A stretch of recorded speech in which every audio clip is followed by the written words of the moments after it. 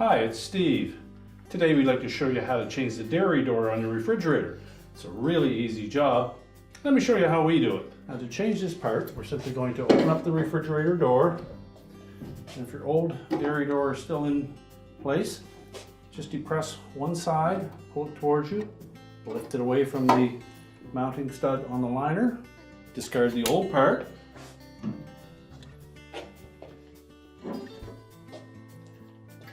And when installing the new one, first of all inspect it to make sure that there are no signs of any cracks near the pivot points.